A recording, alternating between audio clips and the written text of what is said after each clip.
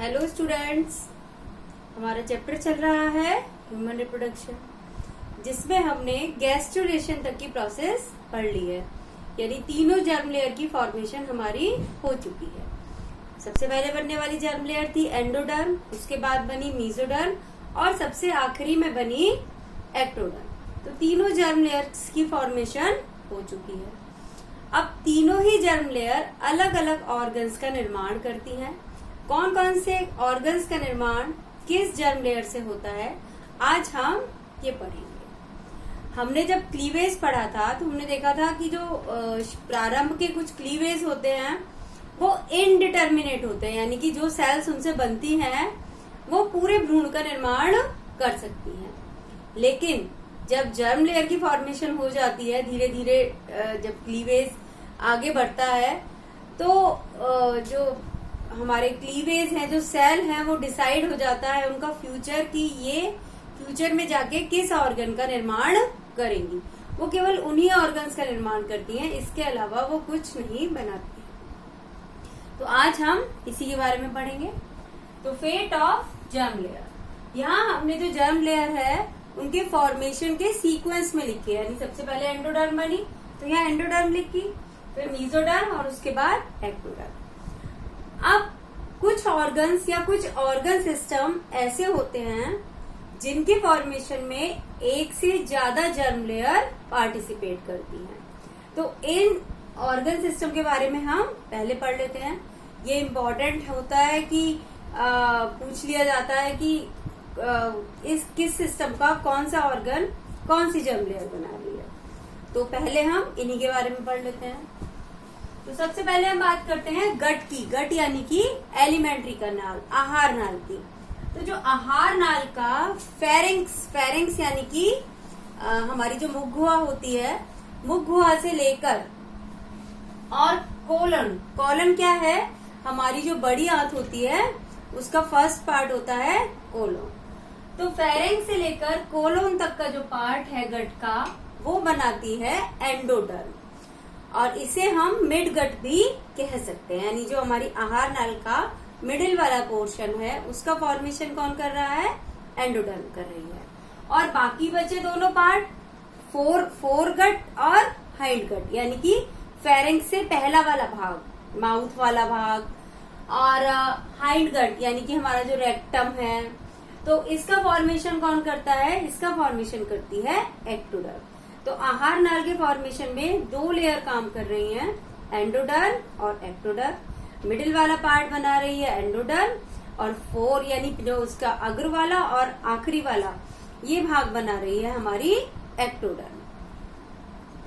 इसके बाद जो हमारी गैस्ट्रिक ग्लैंड्स होती हैं, यानी जो हमारे आमाशय में पाई जाने वाली ग्रंथियां हैं, हमारी इंटेस्टाइन में पाई जाने वाली ग्रंथियां हैं, इन सब की फॉर्मेशन एंडोडर्म ही करता है।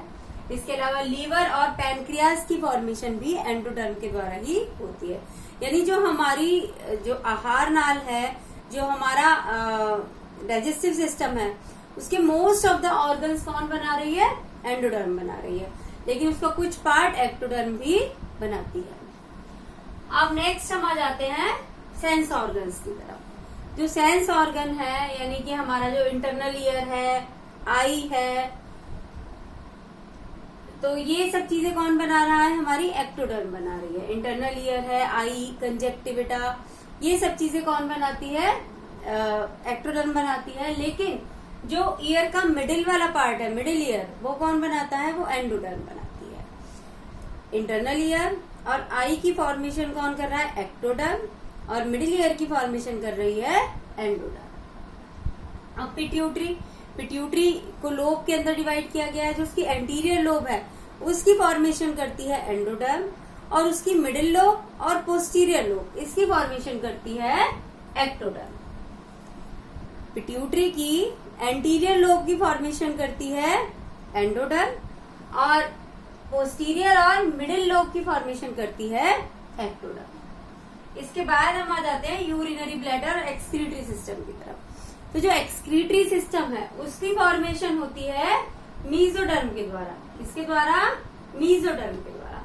लेकिन जो यूरिनरी ब्लैडर है उसकी फॉर्मेशन करता है एंडोडर्म। तो यहाँ भी हमारे 2 सिस्टम काम आ रहे हैं, यहाँ भी हमारे इस सिस्टम को बनाने में भी हमारी 2 लेयर्स यूज हो रही हैं और पिट्यूटरी को बनाने में भी 2 लेयर यूज हो रही हैं। इसके बाद जो हमारा रेस्पिरेटरी ट्रैक्ट है, जो श्वसन का जो मार्ग होता है पूरा, वो कौन बनाता है? एंडोडर्म बनाती है। लेकिन जो नेजल चैम्बर है, जो हमारी नासिका गुहा होती है, उसकी फॉर्मेशन करती है एक्टोडर्म।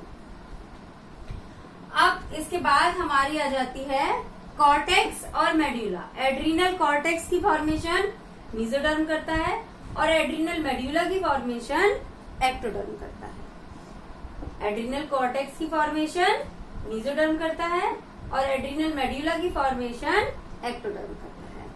इसके अलावा जो स्किन होती है, स्किन की जो एपिडर्मिस है, उसे बनाती है एक्टोडर्म और जो मेसोडर्म है वो बनाती है स्किन की डर्मिस। इसके अलावा जो एक्टोडर्म है, जितने भी हमारी बॉडी के अंदर ऑर्गन्स हैं, उनकी जो अपर जो लेयर होती है, ऊपर वाली जो एपिडर्मिस होती है, एपिडर्मल लेयर होती है, उसका फॉर्मेशन एक्टोडर्म ही करती है। तो इस तरीके से हमने देखा एक्टोडर्म क्या क्या कर रही है। गट की फोर और हाइंड पार्ट का फॉर्मेशन कर रही है। सेंस ऑर्गन्स यानी इंटरनल ईयर और आई की फॉर्मेशन कर रही है। प्यूज ग्रंथि की पोस्टीरियर लोब और मिडिल लोब की फॉर्मेशन कर रही है। इसके अलावा नर्वस सिस्टम की फॉर्मेशन भी एक्टोडर्म के द्वारा होती है।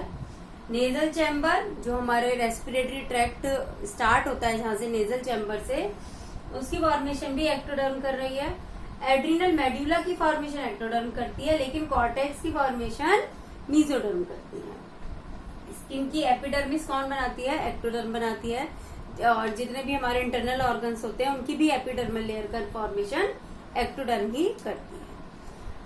मेसोडर्म की बात करें तो मेसोडर्म सबसे इम्पोर्टेंट लेयर होती है और अधिकांश जो हमारी बॉडी ऑर्गन्स हैं, उनकी फॉर्मेशन मेसोडर्म से ही होती है। हमारी मसल्स हैं, स्केलेटन है, हार्ट है, यानी पूरा सर्कुलेटरी सिस्टम है, इस सब का फॉर्मेशन मेसोडर्म करती है। कनेक्टिव टिश्यू, उन सब की फॉर्मेशन भी मेसोडर्म करती है। Muscles, skeleton, connective tissue, most of the reproductive system का अधिकांश भाग कौन बनाता है? मेसोडर्म ही बनाती है। हमारा सर्कुलेटरी सिस्टम यानी कि हमारा हार्ट है, ब्लड वेसल्स है, ब्लड है, लिम्फ है, सभी की फॉर्मेशन कौन करता है? सर्कुलेटरी सिस्टम करता है। एक्सक्रीटरी सिस्टम, यूरिनरी ब्लैडर के अलावा एक्सक्रीटरी सिस्टम के जितने भी ऑर्गन्स हैं, उनकी फॉर्मेशन भी मेसोडर्म से ही होती है।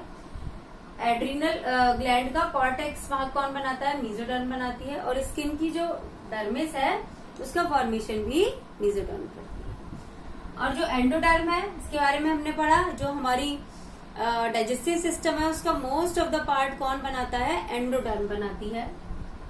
मिडिल ईयर की फॉर्मेशन करती है। पिट्यूटरी के एंटीरियर लोब की फॉर्मेशन करती है। यूरिनरी ब्लैडर की फॉर्मेशन करती है। रेस्पिरेटरी ट्रैक्ट की यानी श्वसन मार्ग की फॉर्मेशन करती है, जो भी ऑर्गन्स आते हैं उसके अंदर। थायराइड, पैराथायराइड और थाइमस ग्लैंड, ये सब ग्लैंड्स भी किसके द्वारा बनती हैं? एंडोडर्म के द्वारा बनती है। इसके अलावा जो हमारी बॉडी में सबसे पहले बनने वाला सिस्टम होता है, वो सर्कुलेटरी सिस्टम होता है। और लगभग 20 जब फर्टिलाइजेशन के 20 से 25 दिन के अंदर अंदर हार्ट की फॉर्मेशन हो जाती है और हार्ट बीट करना शुरू कर देता है। जो फीटस होता है, एम्ब्रियो होता है, उसका हार्ट डेवलप हो जाता है और वो बीट करना शुरू कर देता है। तो जो सबसे पहले सिस्टम बनता है वो सर्कुलेटरी सिस्टम बनता है। और एम्ब्रियो ठीक तरीके से डेवलप कर रहा है या नहीं कर रहा है, इसको डॉक्टर फीटस की हार्ट बीट सुनकर ही चेक करते हैं। तो इस तरीके से ये हमारी जो तीनों जर्म लेयर जो मेन ऑर्गन्स बनाती हैं, उनके बारे में हमने पढ़ा। और कुछ सिस्टम ऐसे होते हैं जिनके फॉर्मेशन में एक से ज्यादा लेयर्स काम आती हैं, तो उनके बारे में हमने अलग से पढ़ा। तो ये इम्पोर्टेंट होता है, इसको अलग से लर्न होना चाहिए आप लोगों को कि कौन से सिस्टम ऐसे हैं जिनके फॉर्मेशन में एक से ज्यादा लेयर यूज आ रही है। तो इस तरीके से हमारा टॉपिक क्लियर होता है। नेक्स्ट हम पढ़ेंगे प्लेसेंटा के बारे में। Thank you and have a nice day.